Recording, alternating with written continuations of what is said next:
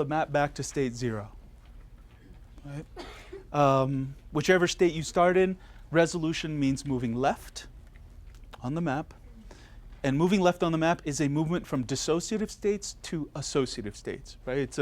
It's anxiety levels increase, improvement paradoxically feels worse before initially.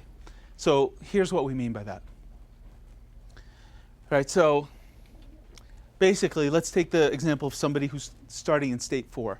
Right, so again, to work with state 4, you're working with what's not there. Right, you're working with absence, you're working with lack, you're working with, people will report not having parts of their body.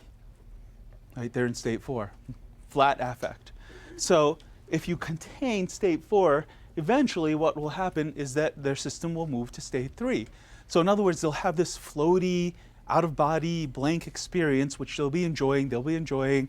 You'll just have them keep reporting on it until gradually they'll feel like, oh, wait, I'm kind of sinking back down, and oh, I'm feeling a little something, and maybe it feels kind of sad, right? Which is really good news, right? But it paradoxically feels worse. 4 feels like a respite.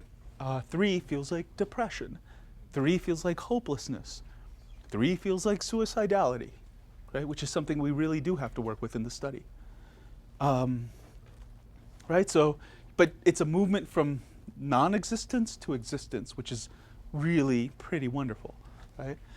Going from 3 to 2, it's a movement where all the sort of dissociative cold symptoms of heaviness, hopelessness, depression are being contained, and eventually they'll turn into anxiety. They'll turn into activation. They'll turn into anger, right? So you're moving from 3 into high anxiety states. And remember, state 2 is a semi-stable state. It will not hold the marble, right? So state 2 only happens for 30 seconds or so, and then it pops down into state 1. Right?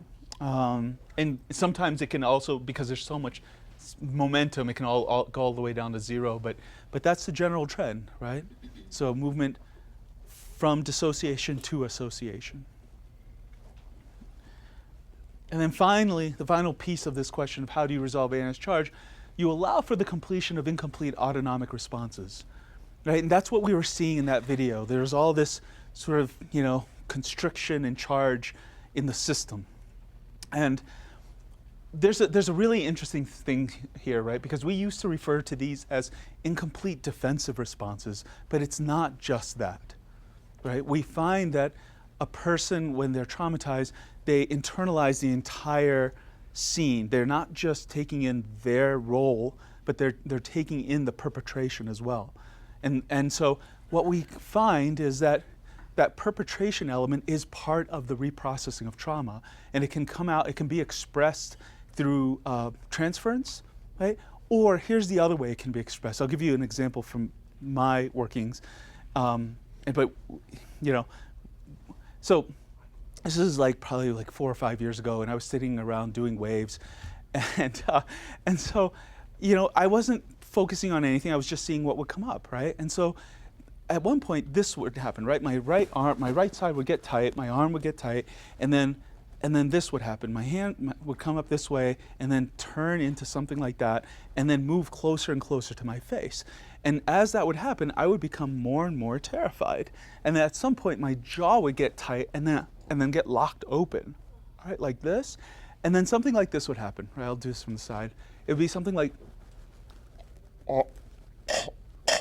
and so, pushing into me feels like it's choking. I'm really panicking when this is happening, right? And then the wave would relax. And so this would happen a couple of times, and then until this started happening, where, same thing, and then my left hand would get tight, and then move over like this, and then this would happen, right? So in other words, perpetration hand, right, and defensive response. But my system had all of it internalized. And, so again, I don't have conscious memory of this, but I'm just imagining, my parents immigrated from India when I was 2. My mom didn't want to come, so I'm very stressed. And, I can just imagine, Indian moms feeding their babies, and, a stressed mom feeding a kid, maybe with a little too much energy, right? And so we see that, right? So that's why we're not just looking for defensive responses, and your client isn't just the victim of trauma. They've got the entire sort of the script of whoever was there internalized. Yeah, they've got the entire system internalized. And so that's what we're looking for if we want true symptom resolution, right?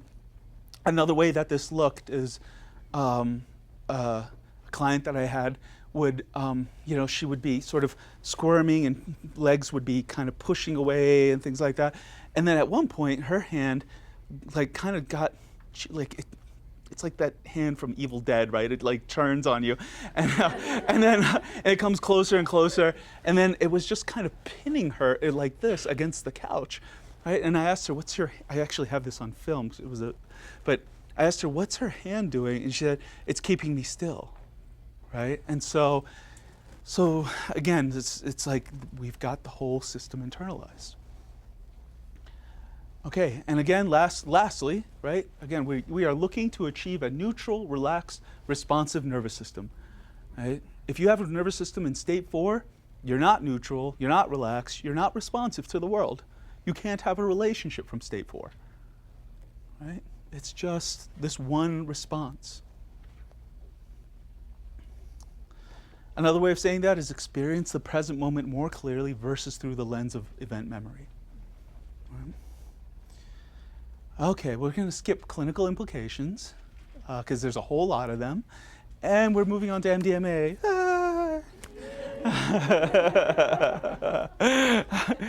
You had the vegetables, now you can have dessert. Okay, yeah. Yeah. MDMA, which was, what's your experience of re-traumatization? Mm-hmm. Have you encountered that? Yeah. So again, our rule around re-traumatization is that we won't put people in containment if the threat is active or if they don't have a viable solution that feels, internalized at a gut level, right? But short of that, we don't care about how high somebody's nervous system goes or how depressed or how low they go, right? That whole window of tolerance thing, my sense is that that's missing. I mean, look, their nervous system put them in these places, right? Trust their system. They trust their system to go there and come back from them. Right? It's not a problem that we get hyper-aroused or hypo-aroused. It's a problem when we can't come back from it. Yeah. So most of our re-traumatization sort of safety protocol really relies on the existence of solution. Okay, so MDMA-assisted psychotherapy, right? MDMA is basically putting a molecule of mescaline together with a molecule of methamphetamine, right? It was patented in 1914 by Merck, and so it's not a blockbuster drug, right? Regardless of how wonderful and effective it is, it's not a huge moneymaker. And there's many reasons for that. But so the neurotransmitter effects are primarily on serotonin, dopamine, norepinephrine. It has increased levels of hormones of oxytocin. We get a 10-fold boost in your bonding attachment hormone, prolactin, cortisol, vasopressin, and DHEA. Okay? But so why? Why did we pick MDMA? Why did MAPS pick MDMA, right? Well, first of all, there's thousands of therapeutic sessions given prior to criminalization, right, prior to 1985, with positive anecdotal results. Right? There's a lot of good data on it. And unlike other psychedelics, right, unlike LSD, unlike DMT, psilocybin, MDMA is kinder to the ego. Right? Yeah, so it's not as ego transcendent. It deepens a person into their visceral experience, right? Their sensations, their emotions, memory. It is fundamentally an embodied process, right? Which, given what we just saw there with how the body is able to take on trauma, any drug that sort of supports body processing, absolutely, right? It's more integratable into waking consciousness, right? Because we're not talking about, look, entheogens right? Like when people take them, they have this experience of the divine. They have this experience of unity consciousness. They have this transpersonal experience, right? Which is fantastic and valuable and all of that. But MDMA goes a different direction, right? It's more contactful. It's more contacting the best of being human, right? So because of all these things, it's kind of the perfect therapy drug given the population, right? Meaning that, look, trauma is fundamentally a lack of choice, right? Trauma happened to us. We didn't choose it.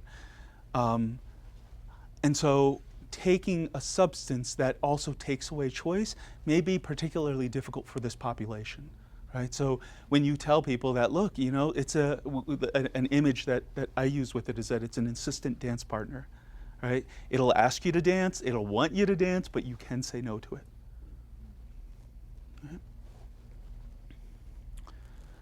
Right? So yeah, participant maintains choice during session.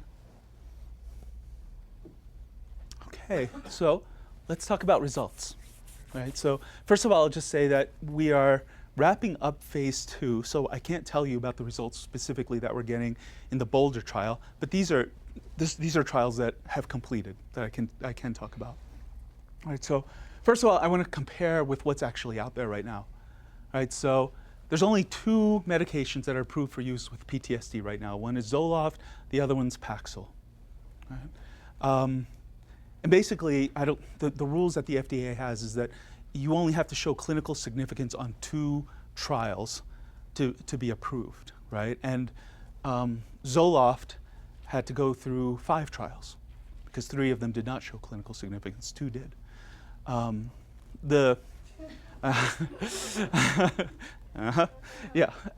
so the measure used in that study is the same measure. Because of that, it's the same measure we're using, which is CAPS, right? So CAPS is a 136-point scale.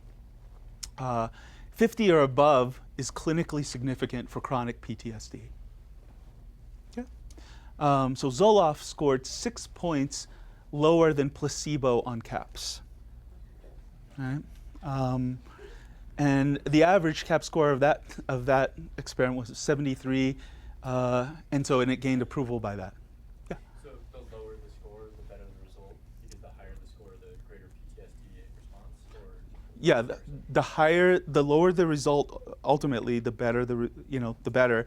But the larger the drop, the better. That's what when we say scored 6 points below placebo, it means, regardless of where people were, it dropped them 6 points. Right. Yeah. Okay. So this is what we're seeing with MDMA. Okay, this is the South Carolina trial. This is after 3 full dose treatments. We're seeing an average of a 54.7 drop on CAPS. What is the full dose? 125. Yeah. Is this trial using trauma dynamics? We'll talk about that. We'll talk about sort of the different modalities that people do use in it. Yeah. So we're seeing 54.7 point drop on CAPS. 83% of participants did not meet the criteria for PTSD, even after 3.8 years. So after the treatment had ceased, right? So in other words, whereas Zoloft, you have to keep taking the medication to receive that 6-point drop. And once you stop taking it, your symptoms come back. We're seeing that this has what we call durable remission, right? That's the closest thing we can say to a cure right now, right? We have durable remission. So we are addressing root causes here of these symptoms, not just symptom management. An interesting thing is that the CAPS score dropped an additional average of 10 points. So after the trial's over, we have a 2-month follow-up, right? That's where we get the initial numbers, and then a year follow-up, right? And then we just keep following them. And so the CAPS score dropped an additional average of 10 points between the 2-month follow-up and the 3.8-year follow-up, indicating a slower background process of healing, right? So in other words, we put something is in movement here, and it's slower, it's calmer, it's in the background. Right? So the Boulder study results are also very good. Average CAP score in our study is 92, so significantly higher than the, significantly more chronically traumatized than the Zoloft group. And the range is 60 to 128. I can also say, without giving specific numbers, the results with the UCLA study are pretty extraordinary as well. These are people, these are not, trauma. This is adults with social anxiety from autism. And so this is what the results look like on a bar graph, right? So this is before treatment, 2 months later, and then 3.8 years later. Interestingly enough, the drop between the 2 month and the 3.8 years, the 10 points, is larger than the primary drop that you get from Zoloft.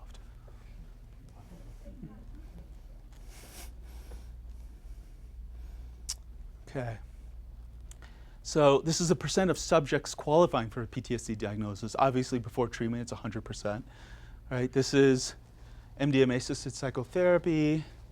Again, we had that 83% drop here, and this is psychotherapy alone. Right? And so, and the answer to the South Carolina clinical trial was not trauma dynamics at all. Right? Okay. Okay. So this is a Carhart-Harris study, right? 2013. This is pretty extraordinary. This, to me, says everything about the field of psychotherapy, right? Because look what this is telling us, right? So we're seeing hippocampus decreased activity, right? Amygdala decreased activity. And so an fMRI, if you don't know, we're not just looking at brain structures and activity, we're looking at the crosstalk between brain regions, right? And so what we're seeing here is between the hippocampus and the prefrontal cortex, there's a decrease in resting state functional connectivity, meaning these guys with, after 100 milligrams of MDMA, these guys are talking less to each other, not more, right? So in other words, consciousness centers, awareness centers, is happening less, right? So the magnitude of this decrease correlated with the intensity and euphoria of the MDMA experience, right? So the magnitude of this decrease correlated with how powerful people felt the MDMA was, right? Suggesting that MDMA's therapeutic effect may be mediated, at least in part, by a decrease in coupling between the prefrontal cortex and the hippocampus. Right? They're suggesting that the control mechanism that this has over more primitive processes, when we decrease that, things get better. And then finally, we have between the hippocampus and the amygdala an increase in resting state functional connectivity. These guys are talking more.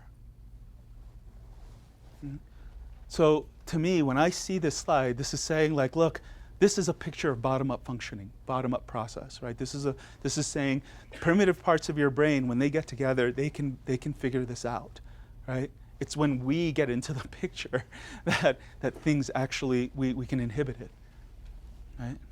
Just like we saw earlier,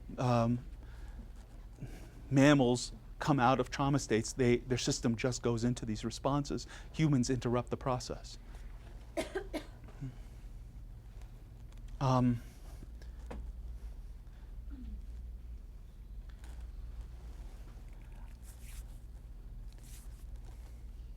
you measure functionality via BNF, or like how are you measuring functionality in those regions? I don't know. I don't know how the fMRI looks at it.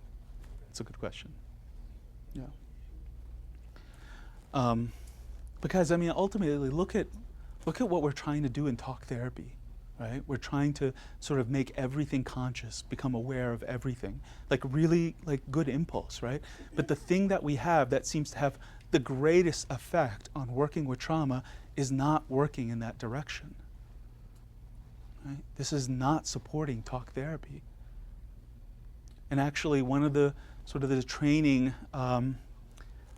requirements, the different referred therapies that MAPS has outlined for people going into phase 3 trials, is they're saying, look, if your background is cognitive behavioral therapy, it's not it, right? We're not doing talk therapy with people here. Okay. So if we want to, this is getting into the more therapeutic side of it, but how MDMA works, resource solution, right? So MDMA floods the system with resource and it floods the system with solution, right? Basically, MDMA is kind of an instant chemical experience of attachment, right? Really secure attachment. Openness, attachment, trust towards self, others, the existential, right? It's a felt sense contact with trauma and a felt sense contact with resource and solution at the same time.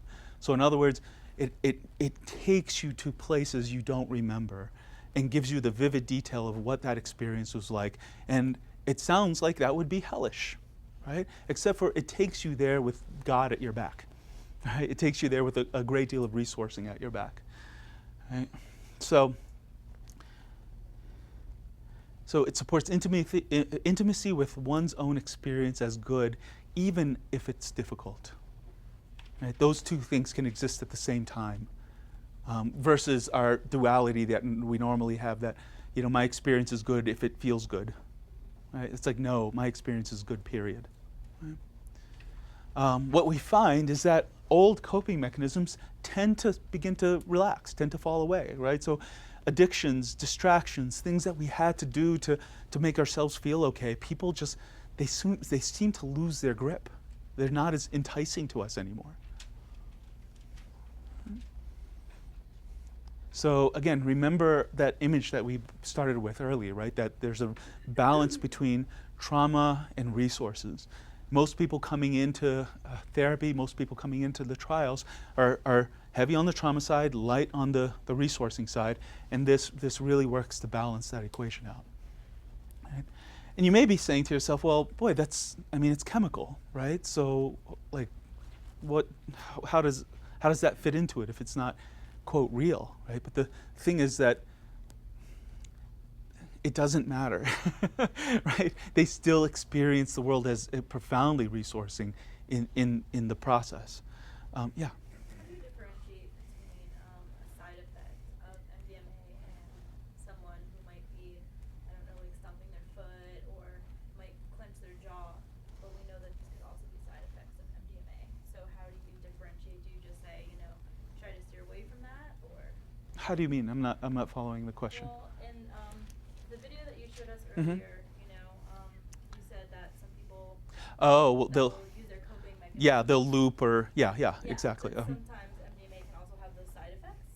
So how do you differentiate? Yeah, how you deal with guys, that? the process of MDMA is just so powerful with that. We have to, you actually don't have to do much containment at all, right? With people, look, people enter a very resource state and then their minds naturally turn towards the trauma and they just sort of want to launch into it as opposed to finding ways out of it, right?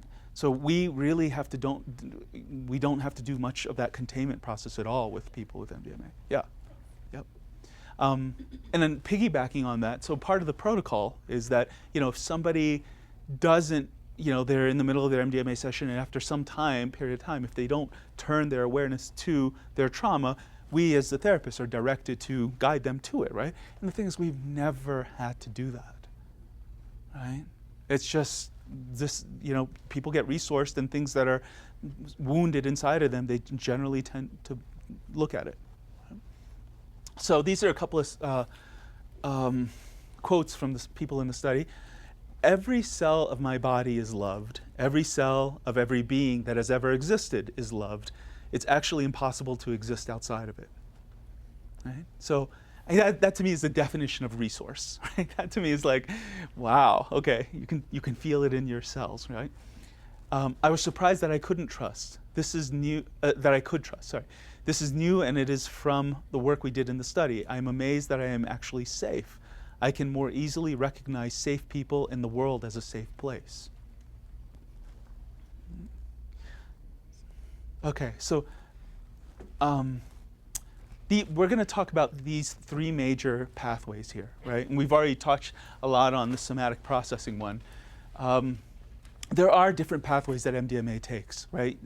People can, go into it and have an awareness of their body and process that way, and there will be a lot of value to that. But other people will not process somatically, and they'll still have value from it, right? So I don't want to communicate that, oh, this is the thing that you have to do, but there's other pathways, right? So there's memory reconsolidation, expanding the container, and somatic processing.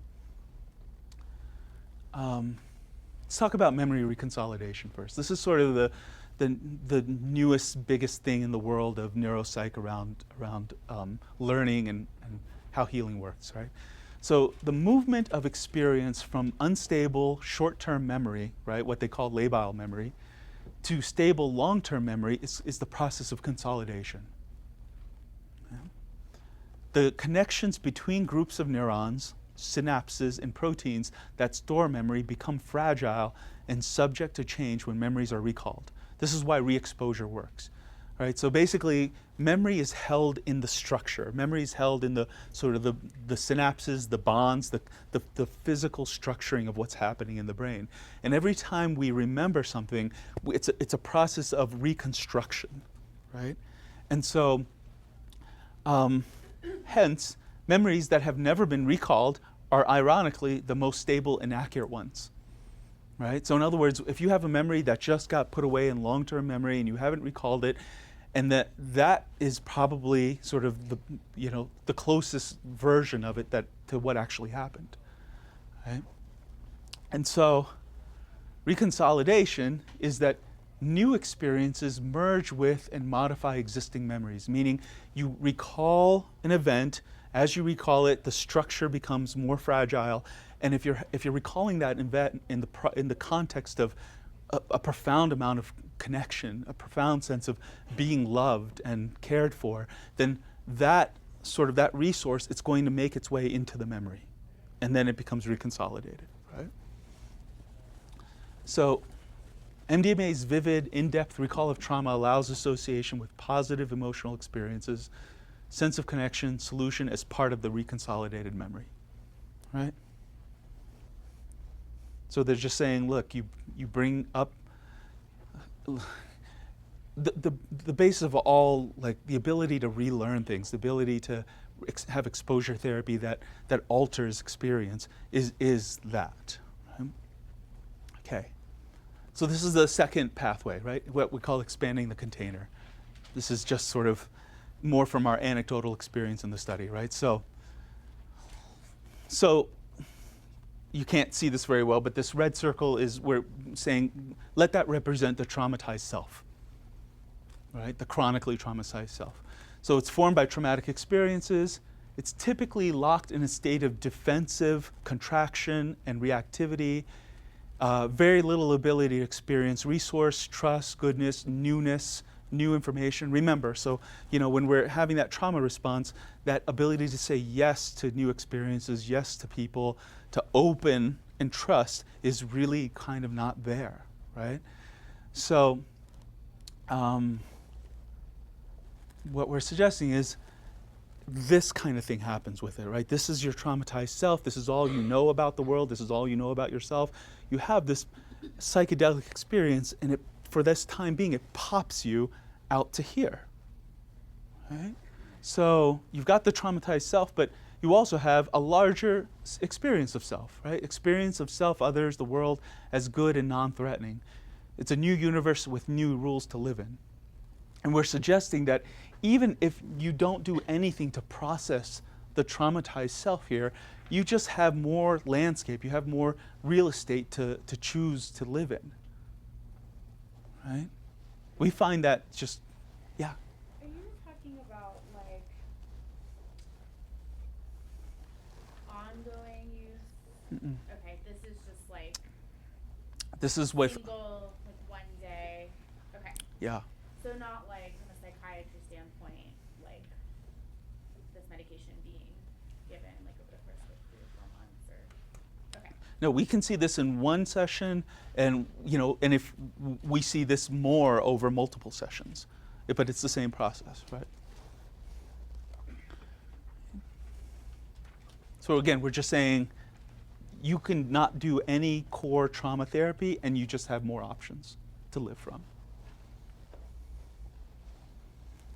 Okay, so this is just another quote. Before the study, I was convinced that everyone wanted to hurt me. Being in the study helped me see the world more clearly, and seeing the world more clearly is profoundly healing. Right? It's almost like that, the way we were talking about sort of present moment reality being overlapped by event memory reality. You're not seeing the world there, right? You're seeing this double negative. Okay. And then finally, MDMA in the body, right? So whether we're talking about trauma dynamics or SE or something else, you know, the body is really a powerful component to bring into the session. Because MDMA is a body-oriented experience. It's an entactogen, meaning touching within. We talked about it not being a true psychedelic. So we'll just move to point C here. It's a new one. So initial conditions for trauma processing, safety, resource, solution are readily available in the MDMA experience. Right? Body processing is easily initiated. Clients move through, again, what we were talking about earlier, clients move through core, multiple autonomic waves. They can anyway, if they're directed to it. If somebody's never processed this way beforehand, it's probably a little much to expect that, you know, their system can learn all this at the same time, but it's relatively easy to turn this on within people. Okay. It's not the MDMA, right? So MDMA is a biochemical facilitator of a deeper innate process, right? So the question is, you know, why do people consistently move in the direction of healing and integration, right? Meaning that under the conditions of resource and support, people reliably tend to move in this one particular direction. And again, this is one of the reasons we do use MDMA. It's fairly reliable in the chemical structure, the chemistry that it brings up. Whether through the body or other levels of our being, we seem to have a natural movement for health, compassion, greater awareness, and to release trauma. We just find people don't go in the reverse direction with us.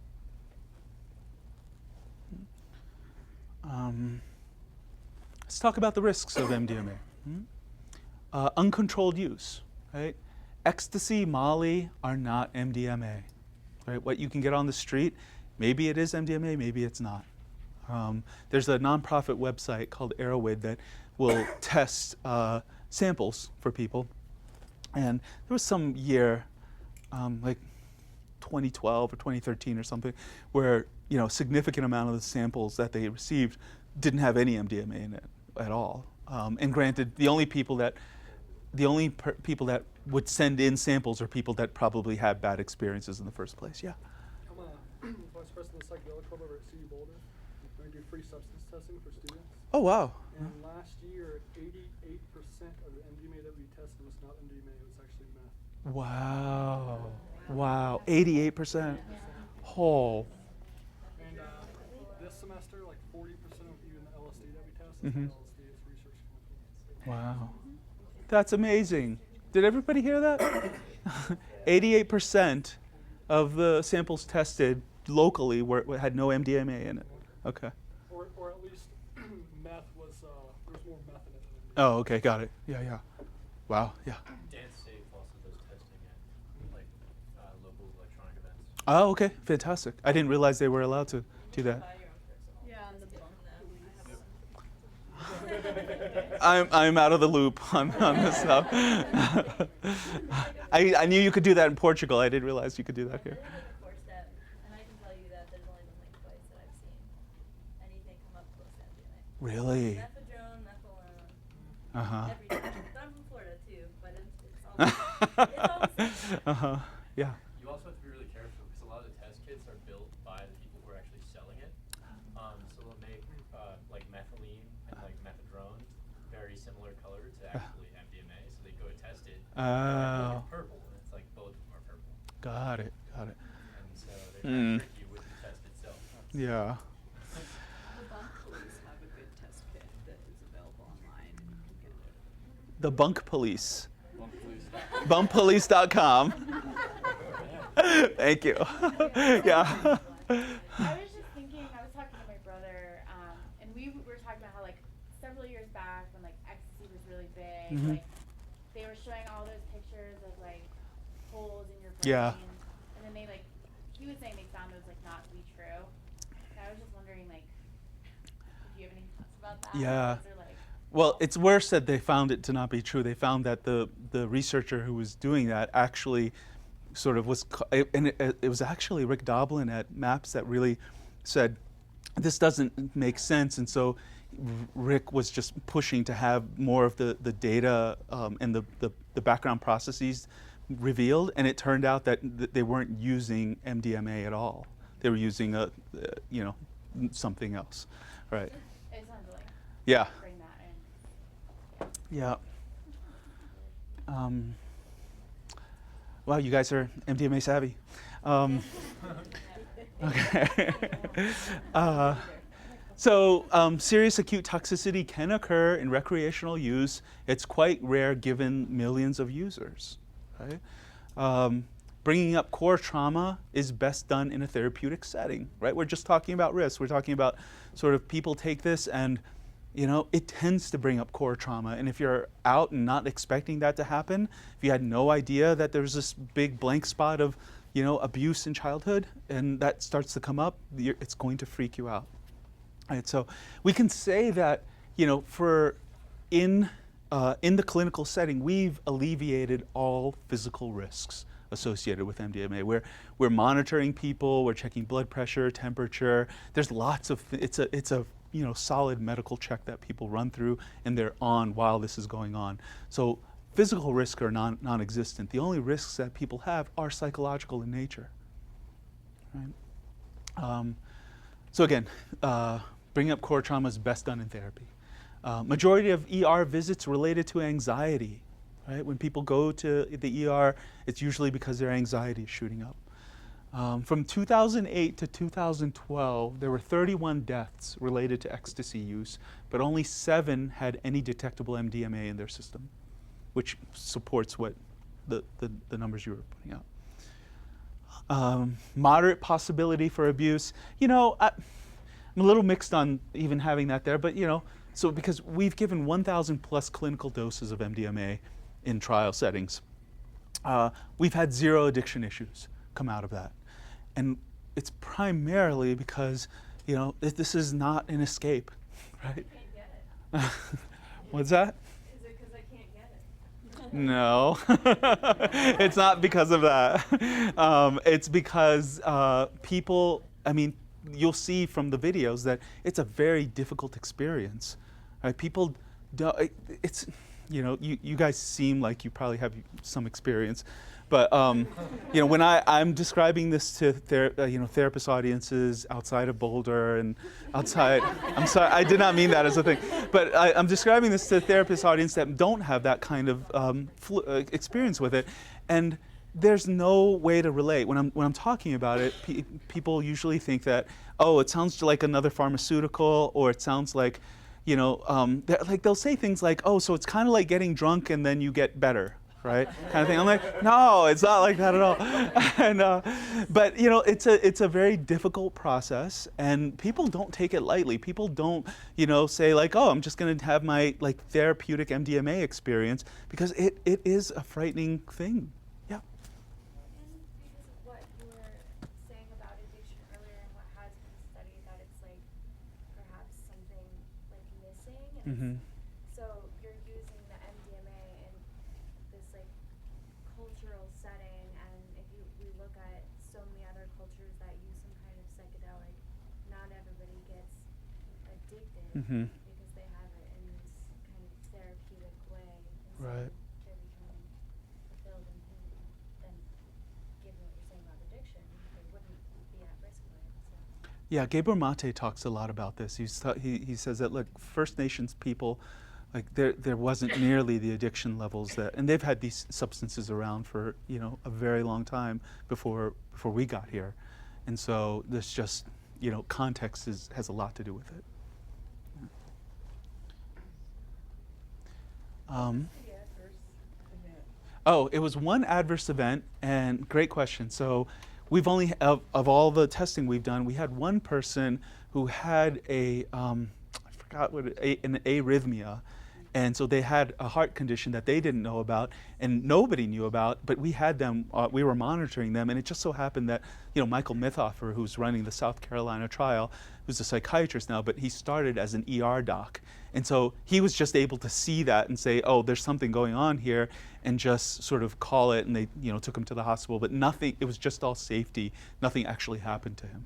Right? Yeah, but they have to report it as a severe adverse reaction. Okay, so research structure. Subjects must have chronic treatment-resistant PTSD, right? Which typically means complex trauma, complex PTSD, and childhood-based, right? When usually we're not talking about people with single event that happened because, oftentimes these are people that have been in therapy for, 10 to 20 years. They've tried a lot of things, and, it's not worked for them. Yeah. You kind of just answered. I'm just wondering what treatment resistant, what qualifies treatment resistant. Yeah. Just that it's been. That they've tried a trauma modality for some period of time. I think it's 6 months or something like that, and it didn't work. They still have PTSD. Yeah. I don't know if it's the study that you're discussing or the one that's happening in Boulder, but I read the AMA on Reddit about the woman that took it, and she said that she was one of the only individuals that did have like a one-time. A single event. Yeah. Yeah, the car accident, and she lost her entire family, and Yeah. they accepted her. Well, if it's on Reddit, we can talk about it. No, but it's That's what she's talking about. it's rare though, right? Meaning that mostly we're talking about repeated childhood. Yeah. Can skip this. Extensive screening. Some psychiatric diagnoses are ruled out. So basically, it's 3 preparatory sessions before they have their their experimental session. 1 day-long experimental drug session, and it could be, so it's a double-blind study, right? So it could be a comparator dose or it could be the full dose. And then 3 integrative sessions afterward. Treatment ranged from 3 to 6 months.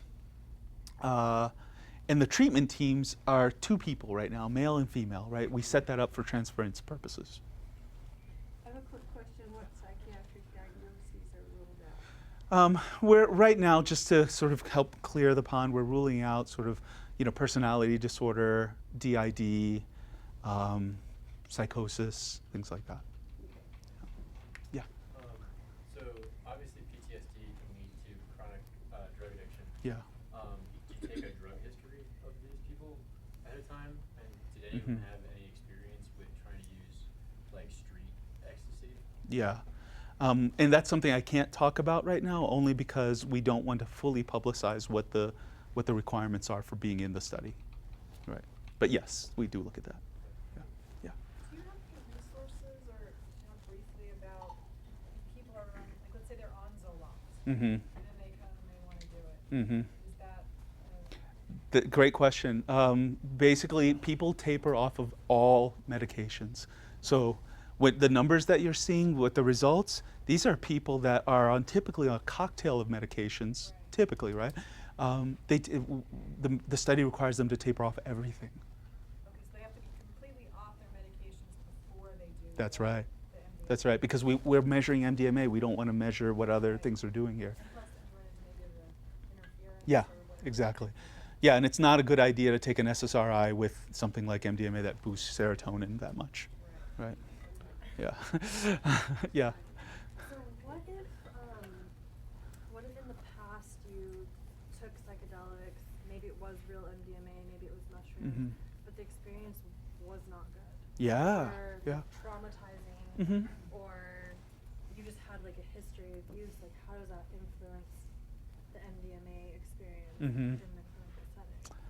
It's a great question. I don't think there's any one answer to it, right? Because people can have. There's lots of ways of answering this question. I'll put it this way. One thing that we find that can happen is that if people have a lot of an extensive use of psychedelics, and then they're in this process, they can sort of learn to sort of shape the process to go in certain directions and not in other directions that may not be helpful therapeutically, Okay. right? Versus So. the first time That's right, versus a first-time user, right? They just don't have any way of, it's just such a raw experience for a first-time user. You know, and some people, we find that there's almost like, you know, we're looking for that MDMA peak experience, and then anything outside of that, I don't want anything to do with, right? So you can have that, you know, and typically if somebody had a really negative experience with MDMA, they probably wouldn't want to come into the study, right? But I mean, we're starting to really redefine, you know, bad trips as just people's trauma coming up, right? So it's not a bad trip, it's just, you know, the medicine's doing what it was going to do, right? Okay. I do have a quick question. Yeah. Has any attention been given to diet at all in the study? And if dietary restrictions alter the experience or ease the experience for people? It's very minor dietary things like caffeine, and you know, it's not, we're not measuring nutrition or diet or anything like that in the study. Yeah. Okay, so participants must taper off all medications prior to first drug session. Psychological testing taken 2 months and 1 year post-treatment. We use lyricless music, right, to augment the material the client is working with, and this is what you'll see in the video. The music's very evocative, but we're following the client's process, right? It's lyricless, it's all over the place. It's just, yeah, whatever sort of, you know, fits the tone of where they're going. I don't know Steve Roach. Huh. Oh. So you would choose it based on what the client's experiencing? Yeah. Eye shades are used to support the process moving internal, right? So again, thousands of people take MDMA every weekend recreationally, and there's no therapeutic value, right? And so one of the things that we do is we use eye shades, and it supports the process moving more internal than external, right? Active processing window is 6 to 8 hours. Integration is essential, right? And we find that the week following is a very active period of time for clients, right? They're often processing a week following. And this is 100 milligrams. This is, we're measuring a number of different doses. Right now our full dose is 125. We're also measuring 100. 125 Yeah. milligrams. The South Carolina study with veterans found that 82 milligrams was their ideal dose. You know, this is our testing office, or this is our office, and that's basically the setup. There's 2 therapists are there, and this is sort of the little, like the bed setup.